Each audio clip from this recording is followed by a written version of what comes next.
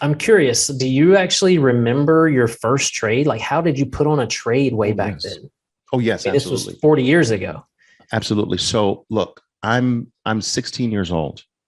My family knows the story intimately of what happened with my dad and his gold play. So I played on that. I did not have money to start myself. So I went to every single family member and said, you remember what happened with my dad? You remember what happened with my dad? Remember what happened with my dad? Everybody said, yeah. So I'm starting an investment club, a trading club, and Okay. I want us to all contribute to it. And I believe that we can potentially duplicate what my dad did. So everyone was in. So I started this investment club called Wealth Builders of America. All right. All right. And I got family members from all over the United States just contributing every single week to this fund. I remember the first, and so everyone said, Oliver, look, you do the plays, you do the investments for us. Okay. And so I just remember us having the once a month meeting. On the first meeting we had, we debated for like 3 hours. Do we use everything we have? This is the first play. Do we use everything we have to buy 12 shares of Eli Lilly? It was Eli Lilly, all right, a major drug company, but that was the first play. Do we use everything in the account to buy 12 shares, or do we leave a little bit of cash and buy 10 shares? And we debated this for like hours. There was a group that's like, no, no, we should not go to zero. You wouldn't do that with your finances. And I'm like, but wait a minute, this is really not our finances. We're putting money in to just go all out with this, right? So I was on the camp of putting everything in. I finally won. And so I started like that. Now, this moved from family members to friends of family members to, I mean, I had like 3,000 people contributing to this thing at the end of the day. Wow. Over time. And it lasted to this very day. That investment club is not active, but it's still active in a way where people still have things invested. It has put children through college, bought homes for people. And we did it right. We're going all the way back to 1980, 1981. Well, now And there had to have so, been some speed bumps along the way, though, right? I mean, surely the account didn't go straight up. well, well, with the investment club, not so much. Okay. It was we dollar cost averaged. We looked at movements down in very sound companies as just opportunities, not really as speed bumps at all.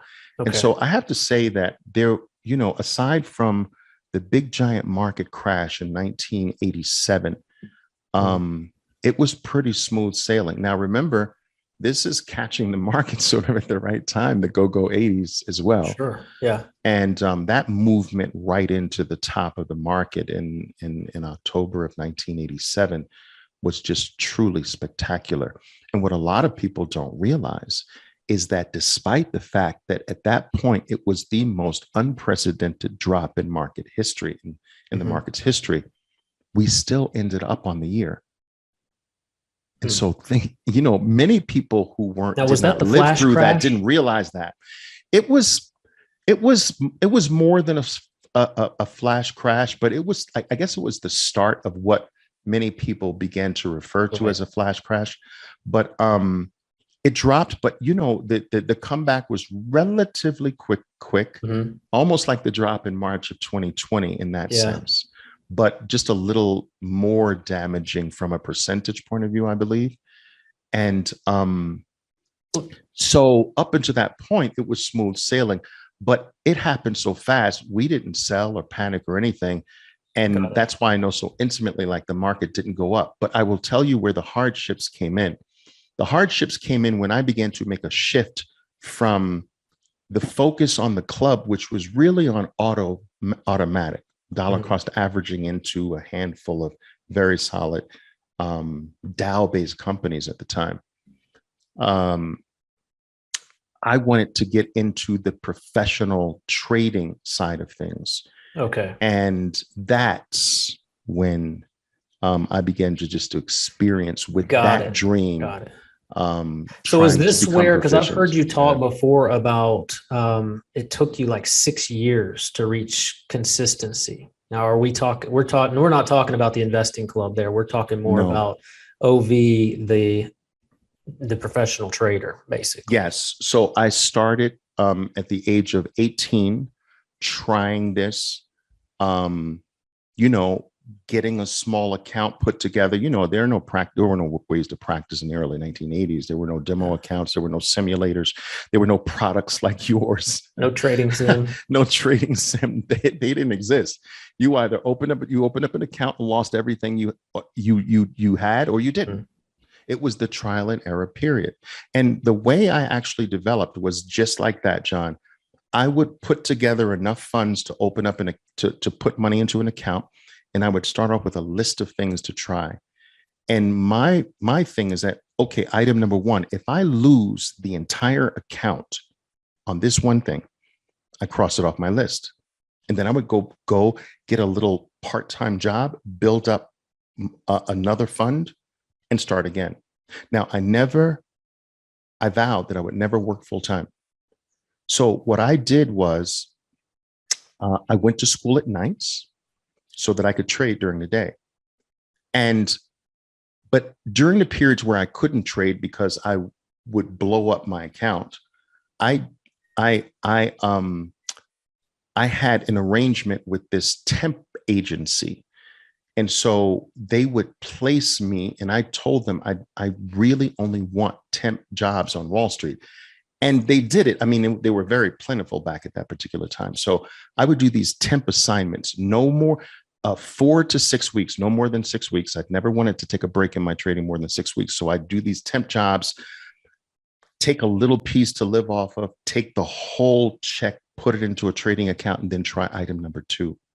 And if I lost everything on item number 2, I knew it had no validity. Cross it off my list, call up the temp agency. I need another gig. And I did that year after year after year. You know what this reminds me of? It sounds like you're like Livermore, where he's plunging. Is that like the technique? Like you put everything you had into something. If it didn't work, then I'm going to go back and I'm going to work more and then try it again. Yeah, that comes from something that I learned early on through reading. I can't remember the source, but I remember when it came to something I learned early on through my reading taught me that you can't work on one demon. You can't work on more than one demon at a time in your life. If you're looking to eliminate a demon, if you're looking to eliminate a major fault, a major flaw, you can't work on 2 or 3 or 4 flaws at a time. You can only knock them down one at a time. And you should go to, or first of all, you should identify what the biggest flaw you have is, what the biggest error you have is, and then to put every single thing that you have, all of your might, into destroying that fault, because that fault is holding back your future. All right. More than anything else. Don't water down your efforts to kill this thing.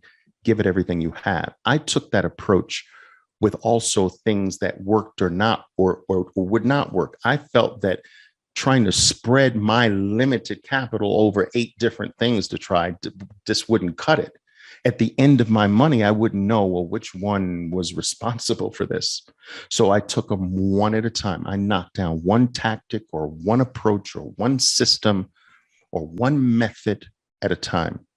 And I knew, so if something made me last a longer time to 0, I would try it again, because the fact that it just didn't blow up, maybe I could tweak a little bit. And so over time, I began to collect these little pieces of things that had merit. There was a lot that didn't have merit. So the cost to find out what doesn't work is very, very expensive. Yeah. That's a very high cost, you know? And so I blew through account after count. And, you know, I would get in trouble sometimes, because when it came to a point where I would have to decide to, wait a minute, my rent's due tomorrow. But I think I might be able to make more than my rent if I put this in my account, and I would put it in my account and blow it, And so Wow. I got evicted from places. I slept on the couches of friends. And I learned a very valuable lesson during this period as well, because this was all at the chagrin of my parents, who were like, you should be playing the piano. You should be finishing school. Why are you going to school at night? Why are you gambling? All right. They just didn't get it. And why are you sleeping on the couch of your friend? Oliver, what are you doing with your life? And I just remember, it dawned on me, this very valuable lesson that I've shared with my kids and anyone who would listen, basically, that, listen, your friend stops being a friend after day 3 on his couch. Just remember that. That's a life lesson, right? You got 2 days tops. Those were the hard years, John. Those were very, very difficult years for me, because I wanted nothing else in life. Do you understand? Yeah. And I saw no evidence for a very long time, what I consider to be a very long time. I saw no evidence that I was right. All the evidence said my parents were right. All the evidence said the naysayers were right. My heart, my soul said I was right. But I couldn't produce any evidence that proved that I was right. My evidence proved that my mom was right. I shouldn't be doing this. My dad was right. I should not be doing this. My family, my friends who were, working in corporate America while I was fooling around trying to make it in the trading world.